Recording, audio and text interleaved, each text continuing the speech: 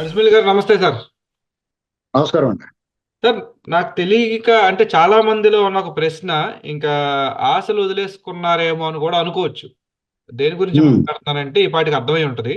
రఘురామకృష్ణరాజు గారి MP seat, ఎంపీనా, ఎమ్మెల్యేనా, Rajya Sabha లేదా ఎమ్మెల్సీనా లేదా ఏమో మరి ఎలా ఉండొచ్చు ఆయనకు ఉన్న ఉన్నటువంటి మీ దగ్గర ఇన్ఫర్మేషన్ ఉందా లేటెస్ట్ది? మొట్టమొదటిగా కార్యక్షేత్రంలో యుద్ధం చేయగలిగిన క్షాత్రం ఉన్న ఒక వీరుణ్ణి క్షేత్రంలోనే యుద్ధం చేయించాలి, యుద్ధ రంగంలో ఉంచాలి. అష్టాచమ్మ ఆడుకుని కూడా ఎవరైనా ఉన్నారనుకోండి, వాళ్ళ చేత ఇంటి గదిలో కూర్చుని ప్లాన్లు ఏమన్నారు. ఇది యుద్ధ వ్యూహం. రఘురామకృష్ణరాజు గారు ప్రజల్లో ఉన్నాడు, ప్రజల పట్ల బాధ్యతగా ఉన్నాడు, ప్రజల్ని అవేర్ చేసాడు. జగన్మోహన్ రెడ్డి తోలు తీసి ఎండేసాడు, పైనుంచి కిందకి సీరేసాడు. ఒక రకంగా చెప్పాలంటే మాటల తోటాలు ఇతిప్రాసల పోరాటాలతో మడతెట్టేసాడు. ఆ వ్యక్తి ప్రజల్లో ఒక రకమైన ఆదరణ ఉంది రాష్ట్ర వ్యాప్తంగా. ఆ వ్యక్తిని బీజేపీ వాళ్ళకి వాళ్ళ చేత కాక ఒక రకంగా నేను వాళ్ళని కఠినంగా మాట్లాడలేకపోతున్నాను, కానీ వాళ్ళ చేత కాక ఆయన్ని, ఆ సిట్టింగ్ ఎంపీని, ఆ 7 అసెంబ్లీ సీట్లు కూడా ఒక రకమైన పాజిటివ్ వైపు వచ్చిందని వాళ్ళు అనవసరంగా అతను ఎవరో తీసుకొచ్చారు. ఇప్పుడు అనవసరంగా అతను ఎవరో మనకి పరిచయం లేదు, ఆయన పట్ల మనకు ద్వేషం లేదు, కోపం లేదు. కానీ ఈ రఘురామకృష్ణరాజు గారికి ఇలా చేశారు కాబట్టి ఇలాంటి మంచి స్టామినా ఉన్నవాడిని, ప్రజల్లో ఆదరణ ఉన్నవాడిని తీసుకోలేదు. అవతల ఎందుకు పనికిరాని తీసుకొచ్చారని అనవసరంగా అతను అంటున్నారు. అతను పనికొచ్చి కూడా పనికిరాని మనకు తెలియదు. కానీ అతని పట్ల మనం చులకనగా మాట్లాడుతున్నాం. అది నేను రిగ్రెట్స్ ఉన్నాను, ఎందుకంటే పాపం తప్పు మాట్లాడకూడదని. ఆ కోపంలో మనం ఏమంటున్నాం, ఆర్ఎస్ఎస్ ఆఫీసులో దుప్పట్లు పరుచుకుని కూడా అందరినీ తెచ్చేసేస్తున్నారు అంటున్నాం. అది తప్పే, అలా మాట్లాడకూడదు. కానీ వాళ్ళు చేసిన తప్పు పనికి మనకి ఒక రకమైన ఆగ్రహం వస్తుంది. ఇప్పుడు నేను పౌరుణ్ణి, పౌర సమాజం, నేను ఈ రాజకీయ పార్టీలుగా వదిలేండి, పౌరుడిగా మరి ఇంత పోరాటం చేశాడు కదా, నిజంగా జగన్ ఓడిద్దాం అనుకున్న వాళ్ళు ఈ ఓడించి ఇక్కడ గెలిపించిన సీట్ గ్యారంటీ వాళ్ళ ఖాతాలో పడుతున్నప్పుడు ఇతనికి ఎందుకు ఇవ్వలేదు? ఎవరినో తీసుకొచ్చి, ఎవరికి తెలియని వాడిని తీసుకొచ్చి వాళ్ళ వృద్ధాత్మ ఏంటి?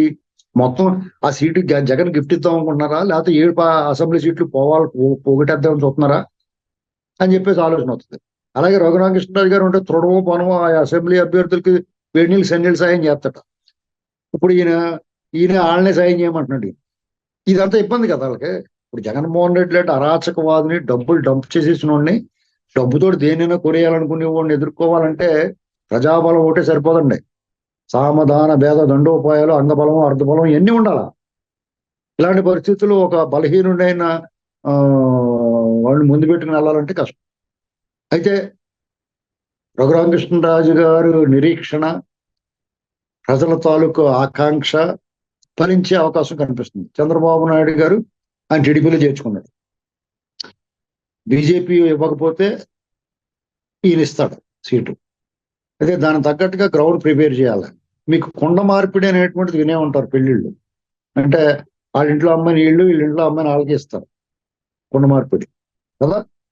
అలాగా నరసాపురం పార్లమెంటు స్థానం రఘురామకృష్ణరాజు గారు ఇచ్చి, తెలుగుదేశం పార్టీ తీసుకుని రఘురామకృష్ణరాజు గారు కేటాయించి, అలాగే బీజేపీకి ఇప్పుడు కడప పార్లమెంట్ స్థానం టీడీపీ పోటీ చేస్తుంది, ఆ సీటు బీజేపీకి ఇస్తారు.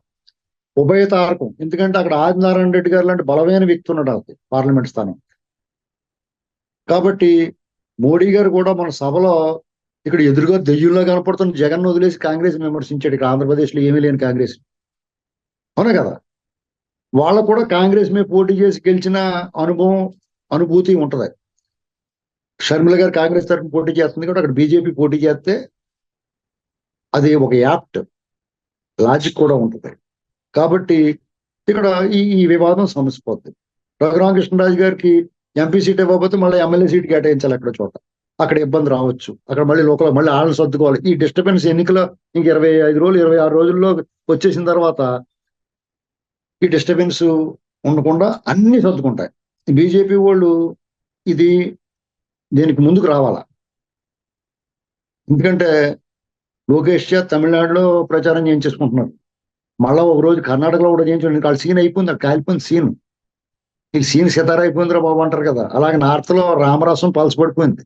ఇలాంటి టైంలో మీరు మీ కూటమి పార్టీలతో సఖ్యతగా ఉండి వాళ్ళు మంచి చేసుకుని, వాళ్ళకి అనుకూలంగా వ్యవహరించి, వాళ్ళు చెప్పినట్టు 4 ఎంపీలు ఎక్కువ తెచ్చుకుని మీకు సపోర్ట్ తెచ్చుకోవాల్సింది పోయి దెయ్యాలకి భూతాలకి పూజలు చేసినట్టు, దేవుడు కొబ్బరికాయ కొట్టకుండా అర్ధరాత్రి వెళ్ళి దెయ్యాలకి భూతాలకి పూజ చేసినట్టు చేస్తున్నారు వాళ్ళు. ఇవన్నీ మానుకోవాలి అర్జెంట్ గా. పార్టీ కూడా అలాగే మాట్లాడలేదు, మేము మాట్లాడతాం, ఎందుకంటే మేము సూచన చేస్తాం, అది స్వీకరిస్తే మీకు మేలు జరుగుద్ది.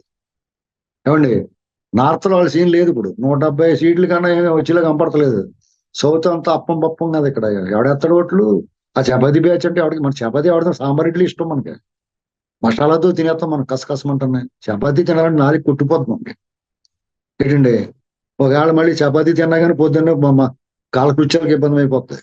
వాళ్ళకి అలవాటు అందుకునే తాండ్రది తింటారు వాళ్ళు. కాబట్టి మనం వాళ్ళని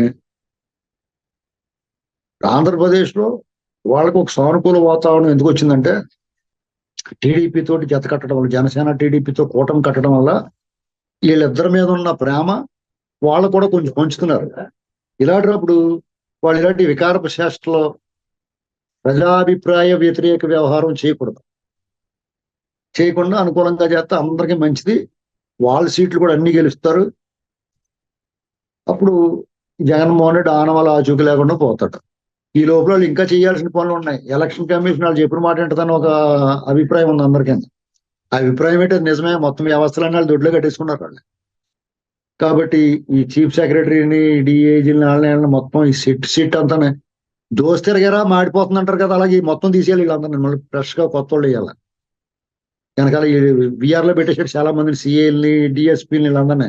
వాళ్ళు ఎక్కడెక్కడ ఎవరు ఉన్నారో వాళ్ళందరినీ తీసుకొచ్చి మీరు న్యాయం చేయండి, పర్ఫెక్ట్ గా మా వైపుని పనిచేయద్దు, న్యూట్రల్ గా పనిచేయండి, న్యాయంగా పనిచేయండి, చట్టానికి లోపల పనిచేయండి, రూల్ ఆఫ్ లా పాటించండి, చట్టం రాజ్యాంగం అనేటువంటి గుర్తుపెట్టుకోండి అంటే చాలు. ఇలాంటి దొంగోళ్ళు, దుర్మార్గులు, దండుకోళ్ళు బ్యాచ్, స్టోటపురం గ్యాంగ్ మొత్తం పారిపోతారు. ఇదే చేయాలి అర్జెంట్ గా. వీళ్ళ పరిస్థితి ఎలాగుందంటే, ఈ కోనసీమలో అయితే కొబ్బరికాయలు దొంగలిస్తారు. ఇప్పుడు మెట్ట ప్రాంతాల్లో అయితే జీడిమాడి గింజలు గట్రా దుబ్బేస్తూ ఉంటారు, పొద్దున్న ఎల్లుడు ఏరిగిపోతూ ఉంటారు దొంగలు. అలా ఉందండి వీళ్ళ పరిస్థితి. వచ్చి దొంగలు వీళ్ళందరూ. పైగా ఈ దొంగతనం చేసి ఊరు వారు కొడుతున్నారు ఆ రైతుని గట్టన్న, అంటే ప్రజలను. వీళ్ళు దుబ్బేస్తమే కాకుండా తిరిగి దాడులు చేస్తున్నారు. వీళ్ళని అదుపు చేయాలి అర్జెంట్ గా. రేపు ఎన్నికలు సక్రమంగా చేస్తే జగన్మోహన్ రెడ్డి అతను ఆచూకీ ఉండదండి, ఇది ఖాయం. అలా జరగకుండా ఉండడం కోసం ఈ రాళ్లదాడి డ్రామాలు ఇవన్నీ మొదలెట్టాడు. తలజడి సృష్టించి మాలాటోళ్ళు పెద్దోళ్ళు ఉంటారు కదా, భయం వేస్తుంది మాకు గొడవలు అంటేనే. అలాంటి వాళ్ళు అందరినీ గొడవ చేసేసి ఓటింగ్కి రాకుండా చేద్దామని ప్లాన్ వేస్తున్నారు. ఇవన్నీ చాలా అప్రమత్తం, ప్రతి క్షణం విలువైందే. ప్రతిపక్షాలు ఊరికే జై జై అని జెండా పట్టుకుని తిరగటం కంటే కూడా రౌండ్ లెవెల్ ఇలాంటి జుట్లు గట్ట ఎక్కువ పెంచుకుని దెయ్యాల్లాగా ఉంటారు కొంతమంది రౌడీ వాళ్ళు. వాళ్ళ బ్యాచ్ అంతా అలాగే ఉంటారు. సినిమాలో చూపిస్తారు రౌడీలు, అలాంటి వాళ్ళు చాలా మందిని వదిలేస్తారు. ఇక్కడ నుంచి తీసుకొచ్చేస్తారు, ఎక్కడెక్కడి నుంచో తీసుకొస్తారు. జైల్లో ఉన్న వాళ్ళందరికీ బెయిల్ మీద తీసుకొచ్చేస్తారు బయటికి. వాడు ఆల్రెడీ ఆగస్టు 15 వంకెట్టుకుని నోటోరియస్ క్రిమినల్స్ అందరిని వదిలేడు జగన్మోహన్ రెడ్డి. వాళ్ళందరూ బయట తిరిగేస్తున్నారు. ఇప్పుడు వాళ్ళందరినీ కొన్ని నియోజకవర్గాలు కేటాయించేస్తారు.